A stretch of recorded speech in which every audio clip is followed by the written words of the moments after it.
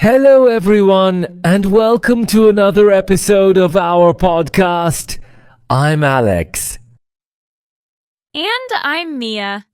Today's episode is going to be really helpful if you're someone who wants to improve your everyday English speaking skills. That's right.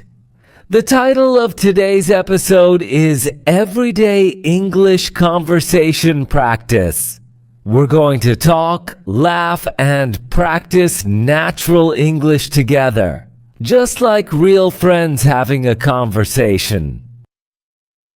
So, if you're listening while walking, driving, or studying, relax and join us. You can repeat some of our lines aloud, learn new expressions, and get a feel for how native speakers sound in daily life. Exactly. We'll talk about common topics, greetings, small talk, daily routines, asking questions politely, and more. So let's get started. Okay, Mia, let's start with something simple. When we say everyday English, what do we really mean? Good question. Everyday English means the kind of English you use naturally, at work, with friends, in shops, in cafes, on the phone, not the formal textbook English. Exactly.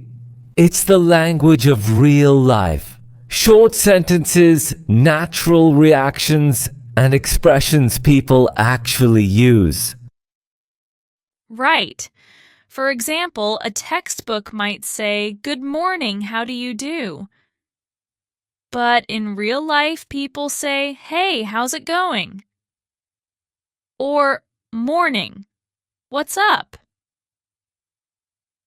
Yes. Or instead of saying, I am fine, thank you, and you, we often just say, good you?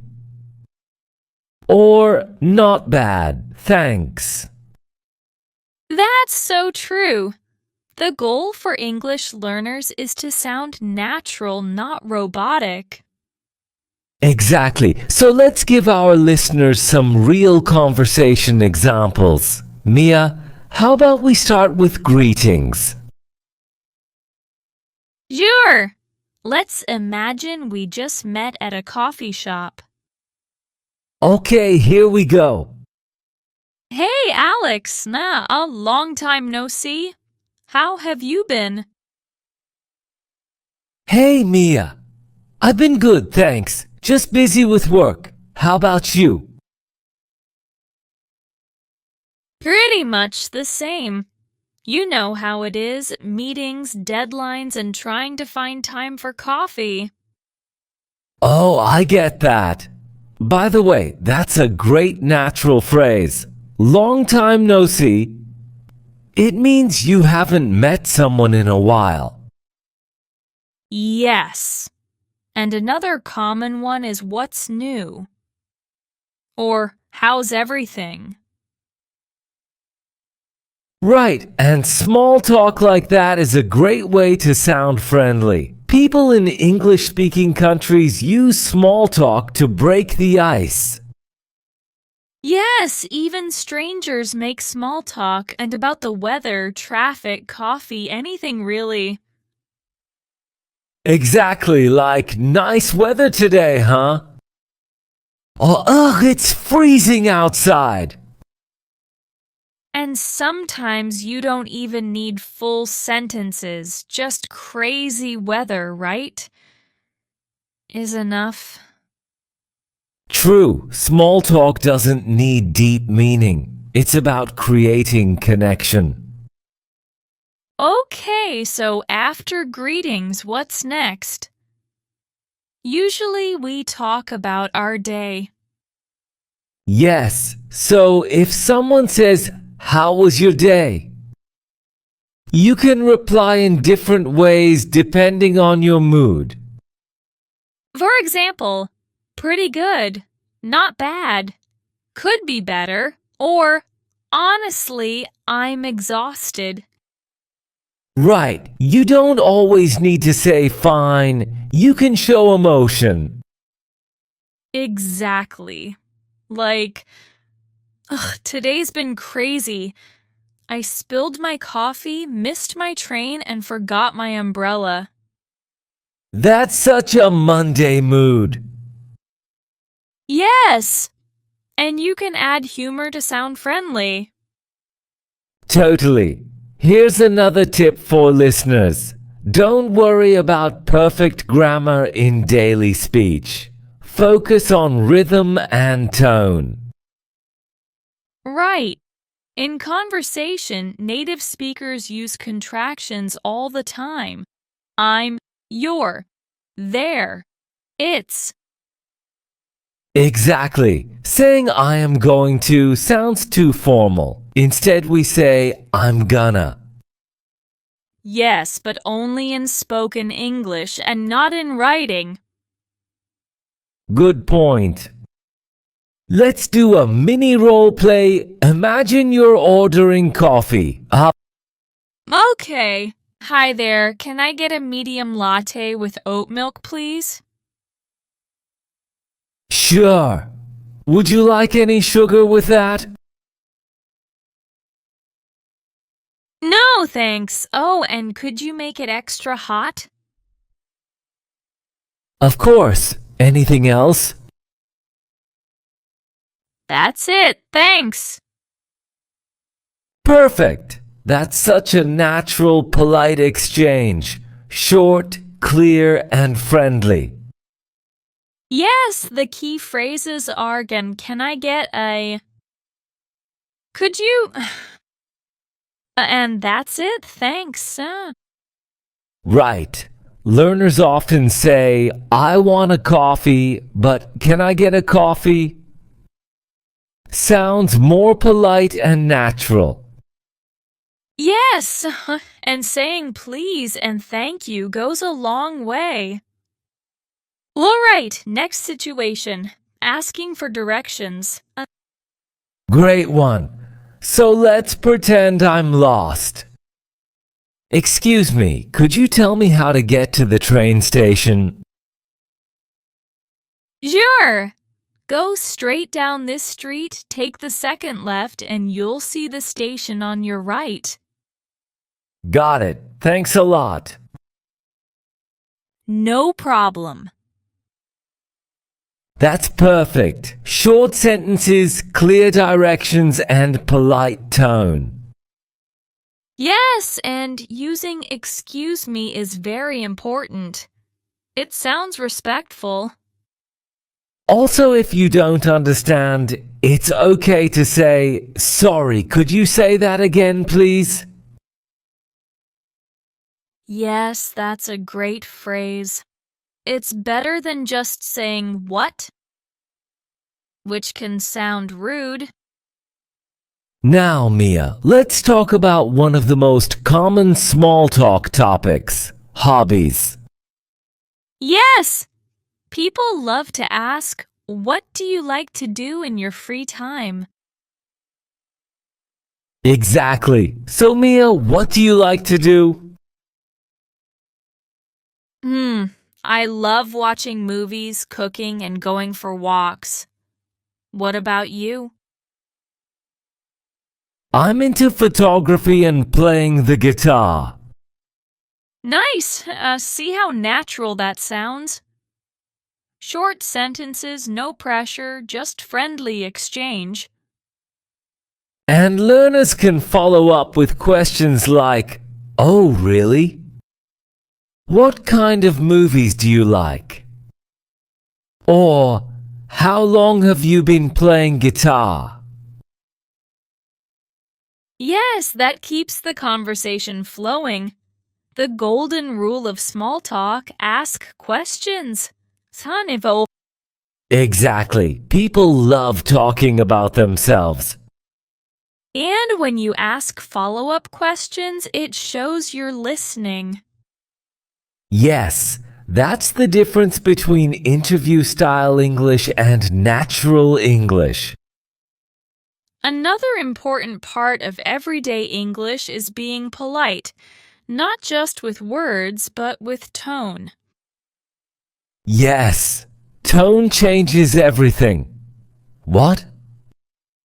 Can sound rude, but sorry, what was that? Sounds kind.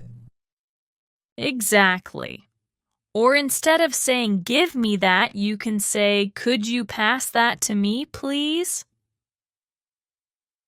Yes. Politeness in English often comes from using modal verbs like could, would, and may. Right, like, could you help me? Sounds softer than help me. Absolutely. And even when you disagree, being polite matters. Instead of saying, you're wrong, say, I'm not sure I agree with that. That's so true. English uses softeners to keep conversation friendly. Yes, it's all about balance. Being honest but kind. Okay, Mia, here's a question. When you talk about feelings in English, how do you make it sound natural? Good question.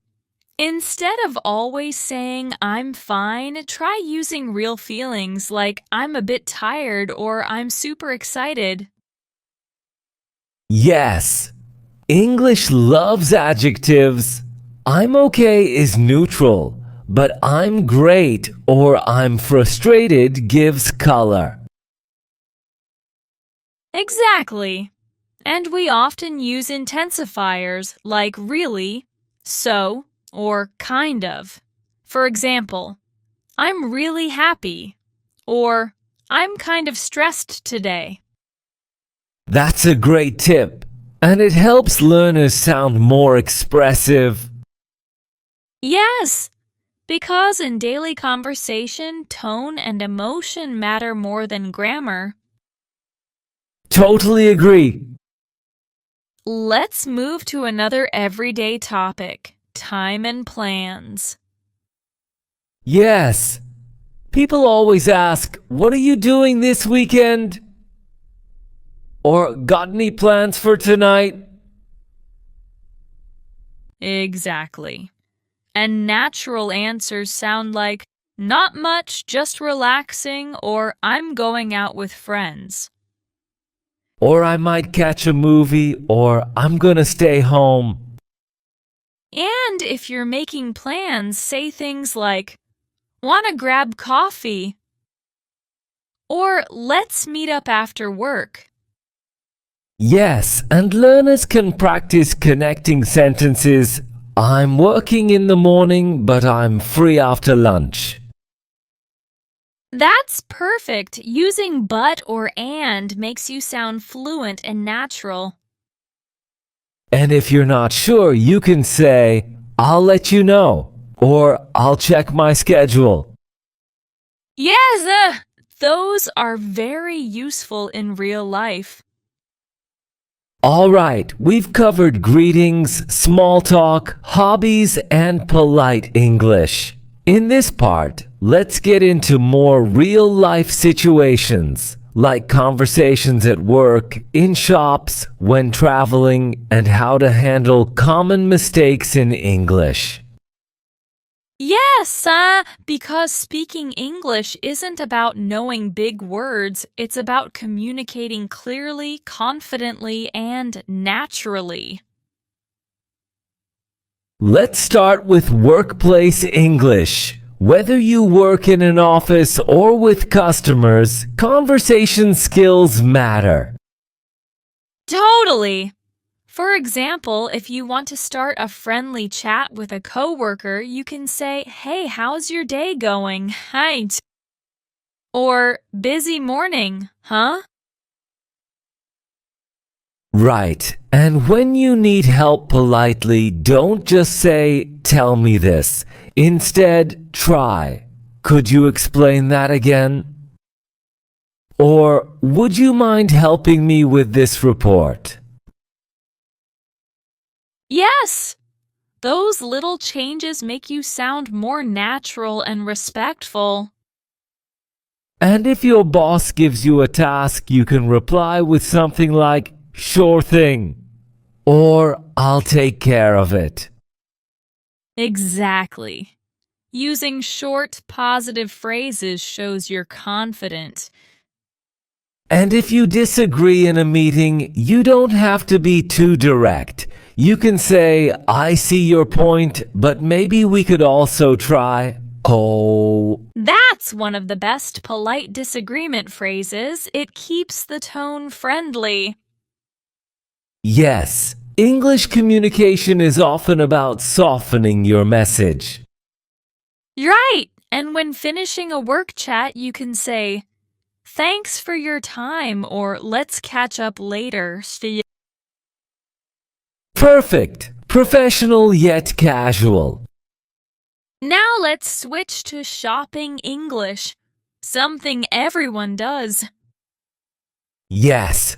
Let's do a role play. I'll be the shop assistant. You be the customer. All right. Hi there. Do you have this t-shirt in a smaller size?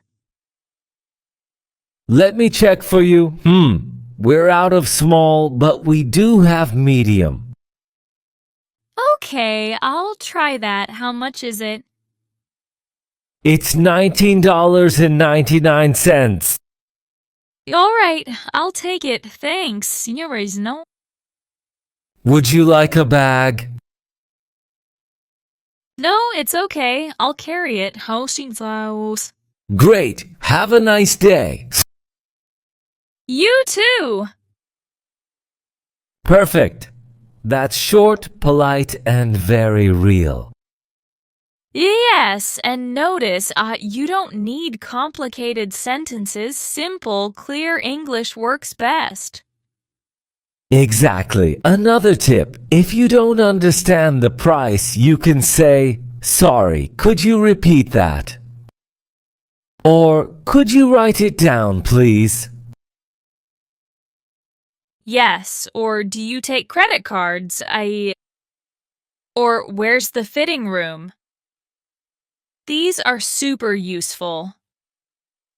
Right. The goal is communication, not perfection. Okay, let's travel a bit.